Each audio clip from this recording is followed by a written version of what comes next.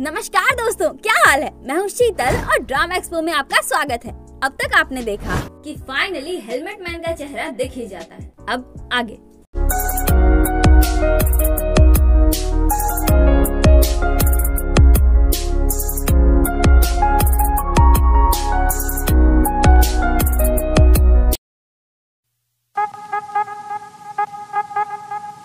Episode की शुरुआत अपने चिंदी लौंडे से होती है जो हॉस्पिटल में है। उसे जैसे ही होश आता है उसकी माँ उसे कूटने लगती है, ये बोलते हुए कि उतनी ऊंची बिल्डिंग से कूदने की क्या जरूरत थी। नालायक कहीं का, तुझे क्या लगता है तू कहीं का सुपर हीरो है? ऐसा करने की क्या जरूरत थी? ये ले और मार खा, आज तो तेरा कचुम्बर ही निकाल दूंगी। सुयोल भी लाइक माँ दर्द हो रहा है। बड़ा भाई डोंगयुल माँ को रोकने की कोशिश करता है पर माँ रुके भला। माँ तो माँ होती है, फिर चाहे किसी भी देश की हो। अगर आप चोट लगा कर आए हो तो मलहम तो लगाती ही है, लेकिन उससे पहले दम भर कूटती है।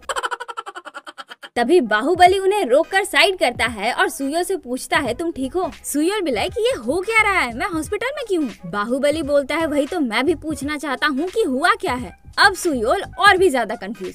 फिर उसे याद आता है कि क्या क्या हुआ था और वो यहाँ कैसे पहुँचा। अपने भले मानुस ओग्योंगते की हालत बहुत सीरियस होती है। सुयोल उसके वार्ड के सामने खड़ा होकर बाहुबली जेसियोन को सब कुछ बताता है कि ये सब कैसे हुआ। जेसियोन बोलता है पता है वो लोग ये कहानी बना रहे हैं कि ग्योंगते ने खुद अपनी जान लेने की कोशिश करी, वो भी इसलिए क्योंकि तुम उस पर छुपकर नजर रख रहे थे। वो लोग हमारी टीम के लिए मुसीबत खड़ी कर रहे हैं। सुयोल भी लाइक साले कमीने कहीं के। जेसियन बोलता है मुझे तो इतना गुस्सा आ रहा है ना कि क्या बताऊं। फिर दोनों मिलकर उस हेलमेट वाले सिरफिरे को पकड़ने का डिसाइड करते हैं क्योंकि अब वही है जो अपने चिंदी लौंडे को बेगुनाह साबित कर सकता है। उसके बाद वो लोग उस औरत से मिलने जाते हैं जिसने हादसे के बाद पुलिस को कॉल करके दोनों को हॉस्पिटल पहुंचवाया था। औरत बताती है उस रात मुझे अचानक से बहुत तेज भूख लगी और मैंने खाना ऑर्डर किया। फिर मैं हवा खाने के लिए बाहर गई पर बहुत तेज बारिश हो रही थी। तभी मैंने मोटरसाइकिल पर सवार एक हैंडसम से बंदे को देखा। मैं तो उसे हाई भी करने वाली थी पर तभी मैंने एक जोर के धमाके की आवाज सुनी। उस घर से धुआं निकल रहा था। मैं घबराई और तुरंत पुलिस को कॉल कर दिया। तभी मैंने देखा कि आप एक बंदे को लेकर नीचे कूदे, बिल्कुल वैसे ही जैसे फिल्मों में। सुयोल बोलता है बस बस बस इतना काफी है। आप बस इतना बताइए कि जिस बाइक सवार को आपने देखा उसने कोई काले रंग का हेलमेट पहन रखा था? वो औरत बोलती है हेलमेट नहीं तो। जेसियन बोलता है सुन लिया, इन्होंने भी नहीं देखा। आसपास के किसी ने भी उस हेलमेट वाले को नहीं देखा। मुझे तो लगता है कि तुम्हें कोई गलतफहमी हुई है। सुयोल गुस्से में बोलता है आसपास के सभी लोग आंख बंद करके चलते हैं क्या? इतना बड़ा सिरफिरा उन्हें कैसे नहीं दिखा? तभी वो औरत सुयोल पर लाइन मारते हुए बोलती है आप सच में वही हो जो खिड़की से कूदे थे? मुझे तो विश्वास ही नहीं हो रहा। आप किस तरह का वर्कआउट करते हो? मुझे तो लगा था कि आपकी मौत उसी समय हो गई। सुयोल बोलता है फिशिंग करता हूँ। ओए जेसियन चल यहाँ से, और चले जाते हैं। उधर किसी सुनसान जगह पर एमएलए और वो दरिंदा उस क्लिप की रिकॉर्डिंग देख रहे होते हैं जिसे दरिंदे ने अपने भले मानुस से छीना था। जहां पता चलता है कि क्लिप में मर्डर की रिकॉर्डिंग नहीं है बल्कि गुमशुदा जोंग यूना का अपनी बेटी के लिए एक मैसेज है।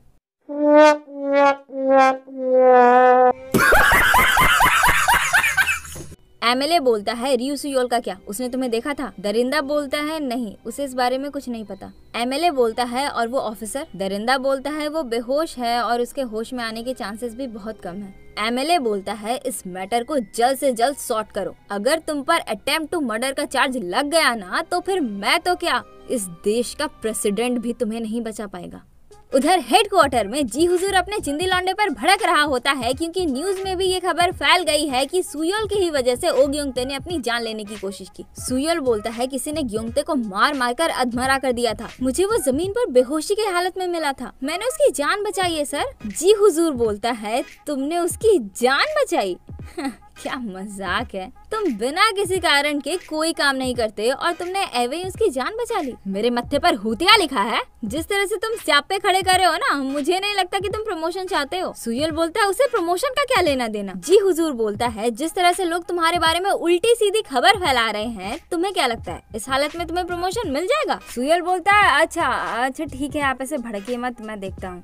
उसके बाद चिंदी लौंडा और बाहुबली एक रेस्टोरेंट में खाना खाते खाते बातें कर रहे होते हैं। बाहुबली बोलता है उस दरिंदे के केस में इतनी तिगड़मबाजी करने के बाद मुझे तो लगा था कि इस बार तो तुम्हें प्रमोशन पक्का मिल ही जाएगा, पर लगता है इस बार भी तुम्हारी तिगड़मबाजी बर्बाद चली गई। सुयोल बोलता है चुप करो यार, अभी कुछ बर्बाद नहीं हुआ है। जेसियन बोलता है अच्छा तो अब क्या करोगे तुम? उस इंसान को पकड़ोगे जिसने भले मानुस को मारा है? सुयोल बोलता है हाँ वो कमीना। मुझे पक्का यकीन है कि उस हेलमेट वाले सिरफिरे ने भी उस कमीने को जरूर देखा होगा। जेसन बोलता है फिर से वही हेलमेट, उसके बारे में बोलना बंद करो, उसे किसी ने नहीं देखा। अगर कोई तुम्हारी बात सुन लेगा ना तो तुम्हें पागल ही समझेगा। सुयल बोलता है तुम्हें समझ भी आ रहा है कि मुझे कैसा लग रहा है? मैंने उसे अपने आंखों के सामने देखा है, तो क्या मैं झूठ बोल दूं कि नहीं देखा? साले इन सब बातों का कोई तुक ही नहीं बन रहा, दिमाग खराब कर रखा है।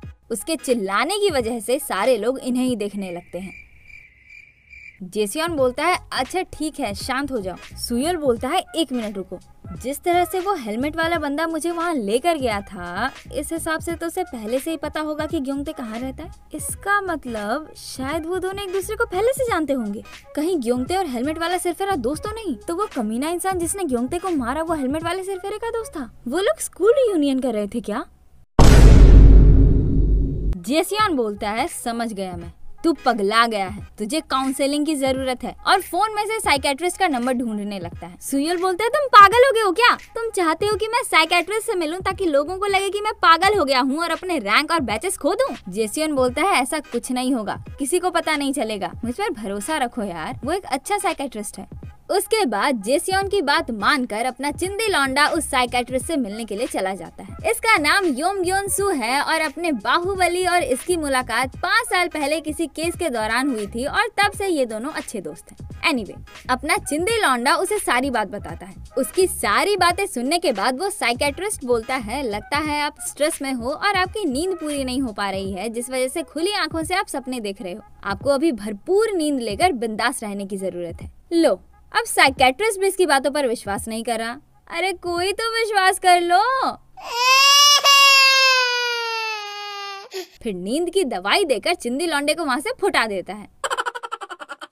उसके बाद घर में नींद की दवा को देखते हुए सुयल अभी भी उस हेलमेट वाले सिरफिरे के बारे में सोच रहा होता है। तभी बाहुबली का कॉल आता है। वेल, अपना बाहुबली पुलिस स्टेशन गया था अपने भले मानुस के बारे में पूछताछ करने के लिए, जहां उसे पता चला कि हादसे वाले दिन भी वो गुमशुदा जोंग यूना के घर गया था। फिर क्या था, अगले दिन हमारे दोनों महारथी पहुंच जाते हैं गुमशुदा जोंग यूना के एरिया में। सुयल बोलता है इतना सब कुछ होने के बाद भी वो यहाँ आया था, क्यों? जेसियन बोलता है गुमशुदा जोंग यूना की वजह से, शायद वो इस केस को बिना सॉल्व किए रुकने ही नहीं वाला था। सुयल बोलता है डो इन ब्यूम ने तो मुझे एक फुटेज दिखाई थी जिससे साबित हो रहा था कि जोंग यूना गुमशुदा नहीं है। जेसियन बोलता है वो क्रेडिट कार्ड वाली वीडियो, मैंने उसके बारे में भी पता लगाया। उस कार्ड को गुमशुदा जोंग यूना ने यूज नहीं किया था, बल्कि उसके साथ बार में काम करने वाली उसके किसी दोस्त ने यूज किया था। जोंग यूना ने वो कार्ड गिरा दिया था जो उसकी दोस्त को मिल गया था, और उस समय उसे पैसे की जरूरत थी तो उसने जोंग यूना का ही कार्ड यूज कर लिया और बाद में उसे वो पैसे लौटाने वाली थी। सुयल बोलता है तो अब? जेसन बोलता है अब क्या? पुलिस स्टेशन में तो ये केस बंद हो चुका है, पर जोंग यूना अभी भी लापता है। फिर ये दोनों गुमशुदा जोंग यूना के अपार्टमेंट में जाते हैं जहां रेनोवेशन का काम पूरा हो चुका है, बस लास्ट की थोड़ी बहुत फिनिशिंग बची है। वो रेनोवेटर इन दोनों को भी भगाने लगता है जैसे उसने अपने भले मानुस को भगाया था। इस पर ये दोनों अपना ब्रह्मास्त्र यानी कि आईडी कार्ड निकालते हैं, जो देखकर रेनोवेटर की बोलती बंद। फिर ये दोनों अपने भले मानुस ग्योंगते की फोटो दिखाकर पूछते हैं कि वो उस दिन यहाँ क्यों आया था। रेनोवेटर बोलता है पता नहीं, शायद कुछ डॉल वगैरह ढूंढ रहा था। फिर वो लोग घर की तलाशी करने लगते हैं, पर रेनोवेशन के बाद उन्हें घंटा कुछ मिलेगा। बाथरूम की तलाशी करते वक्त अपने चिंदी लौंडे को उसी दिन वाला इंसिडेंट याद आने लगता है और उसके सिर में जोर से दर्द होने लगता है। वो बोलता है वो सपना तो नहीं था, इतना तो पक्का है। उसके बाद जाते जाते दोनों बातें कर रहे होते हैं कि गुमशुदा जोंग यूना के केस में जरूर कुछ गड़बड़ हुआ है बाहुबली, जरूर कुछ गड़बड़ हुआ है। अपने भले मानुस को जरूर कोई क्लू मिल गया होगा, इसलिए अपार्टमेंट को भी रेनोवेट कर दिया गया और भले मानुस की ये हालत कर दी गई। बाहुबली जेसन बोलता है कहीं इन सब के पीछे वो दरिंदा डो इन ब्यूम तो नहीं? उसने इसी केस के लिए तो अपने भले मानुस की हड्डी पसली एक की थी। सुयल बोलता है नहीं यार, वो कहाँ से होगा, वो बस संयोग था। जेसन बोलता है बात तो सही है, तो क्या अब हम पहले जोंग यूना को ढूंढें? सुयल अपना सिर पकड़कर बोलता है हाँ, उस भलाई के देवता की वजह से अब मुझे जोंग यूना को भी ढूंढना होगा। मेरा सिर दर्द के मारे मेरा दिमाग फटा जा रहा है। फिर बोलता है आज के लिए बस इतना ही, मिलते हैं किसी और दिन किसी और वीडियो के साथ। तब तक के लिए आप लोग अपना ख्याल रखिए और सब्सक्राइब किए बिना बिल्कुल मत जाइएगा। Bye bye.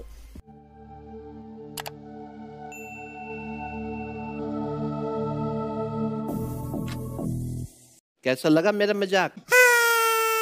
बिल्कुल नहीं पसंद आया। अब तू सुयोल बोलता है आज के लिए बस इतना ही, मैं चला सिर दर्द का दवा लेकर आराम करने। तुम सिक्योरिटी के पास जाकर गुमशुदा जोंग यूना का फोन जिस दिन बंद हुआ था तब से लेकर के जिस दिन उसके गुमशुदा होने की रिपोर्ट लिखवाई गई थी तब तक का फुटेज निकलवा लो। उसके बाद जब वो मेडिकल शॉप से दवा खरीद कर निकलता है तो उसकी नजर उसी पोस्टर पर पड़ती है जो छोटी सी बच्ची ने अपनी माँ को ढूंढने के लिए जगह जगह पर चिपका रखी थी। वो तुरंत जेसियन को कॉल करके गुमशुदा जोंग यूना के परिवार के बारे में पूछता है। फिर दिखाया जाता है कि अपना चिंदी लौंडा उसी रास्ते से जा रहा होता है जहाँ पहली बार वो छोटी बच्ची अपने भले मानुस से मिली थी। एंड गेस व्हाट, आज भी ये उसी जगह पर अपनी गुमशुदा माँ की पोस्टर चिपका रही है। पर सुयोल ने तो उसे पहले कभी देखा नहीं, इसीलिए वो आगे चला जाता है। तभी एक सफाई कर्मचारी वहां आकर बच्ची को पोस्टर चिपकाने से मना करता है और पोस्टर उखाड़ने लगता है। इस पर वो बच्ची उससे झगड़ने लगती है, जिसकी आवाज सुनकर सुयोल उसके पास आता है और उसे फाइनली पता चल जाता है कि यही वो छोटी बच्ची है। उसके बाद आइसक्रीम की दुकान पर ले जाकर वो उसे आइसक्रीम खिलाते हुए बातें करने लगता है।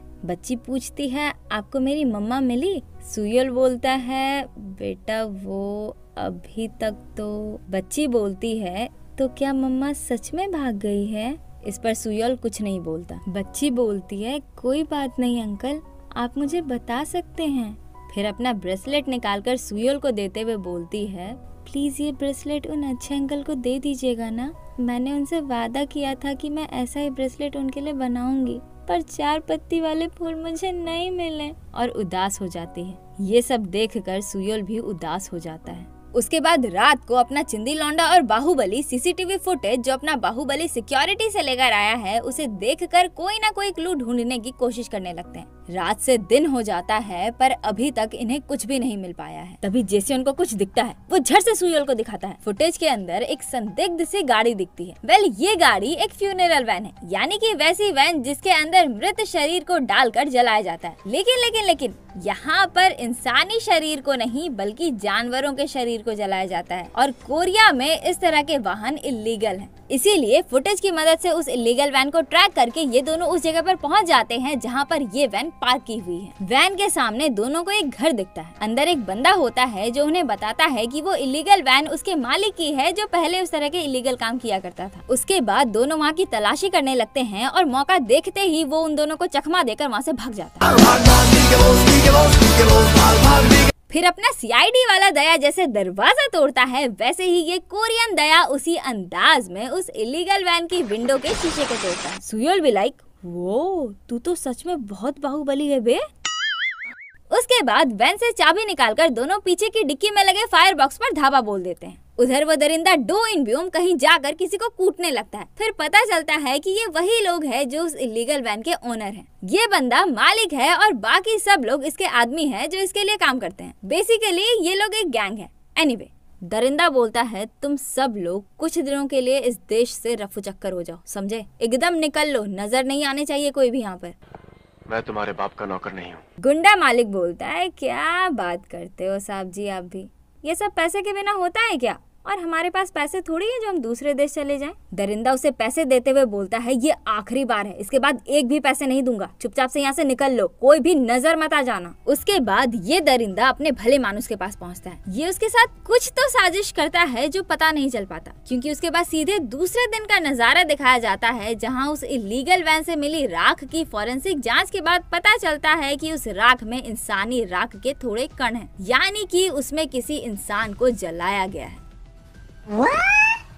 ये लोग फॉरेंसिक डॉक्टर को इंसानी राख के कण का डीएनए एनालाइज करने को बोलते हैं और गुमशुदा जोंग यूना के घर पहुंच जाते हैं उसके भाई का डीएनए सैंपल लेने के लिए। अब आपके लिए यहाँ पर एक सवाल, ये लोग गुमशुदा जोंग यूना के भाई का डीएनए सैंपल लेने के लिए क्यों आए हैं? अगर आप जवाब जानते हैं तो कमेंट सेक्शन में हमें जरूर बताएं। ओके, अब आगे बढ़ते हैं। वो छोटी बच्ची दूसरे रूम में अपनी दादी माँ के पैर दबा रही होती है। सुयोल उस बच्ची को इशारे में हाय बोलता है। तभी उस बच्ची का मामा यानी कि गुमशुदा जोंग यूना का भाई बोलता है मेरी दीदी ने लाइफ इंश्योरेंस करवा रखी है जिसकी बेनिफिशियरी उसकी बेटी है, तो क्या अब हमें उस इंश्योरेंस के पैसे मिल सकते हैं? इस पर जेसियन बोलता है तुम पगला गए हो क्या? बच्ची का मामा बोलता है क्यों, नहीं मिल सकते क्या? जेसियन बोलता है वो तो तभी मिलेगा ना जब आपकी बहन की सच में मौत हुई होगी। मामा बोलता है तो क्या अगर उसकी मौत हो? जेसियन उसकी बात को काटते हुए गुस्से से बोलता है अभी तुम्हारे लिए वो ज्यादा इम्पोर्टेंट है।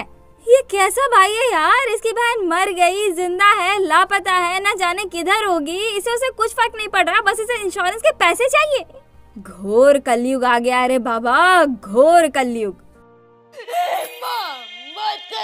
वो छोटी बच्ची उनकी सारी बात सुन रही होती है। सुयोल उसके रूम का दरवाजा बंद कर देता है ताकि बच्ची वो सारी बातें ना सुन पाए और फिर बोलता है लाइफ इंश्योरेंस के पैसे उस बच्ची को मिलने वाले हैं ना। मामा बोलता है हाँ। सुयोल बोलता है तो सबसे पहले उस बच्ची की कस्टडी हासिल करो, तभी तुम उन पैसों को उसके लिए मैनेज कर पाओगे। लेकिन एक बात याद रखना, वो पैसे उस बच्ची के हैं। अगर तुमने उन पैसों के साथ कुछ भी गड़बड़ करी या सारे पैसे कहीं और खर्च किए तो तुम्हें जेल जाने से कोई नहीं रोक सकता, समझे। उसके बाद वो दोनों वहाँ से जाने लगते हैं। वो बच्ची बाहर आकर बोलती है अंकल मेरी माँ वो मर गई क्या।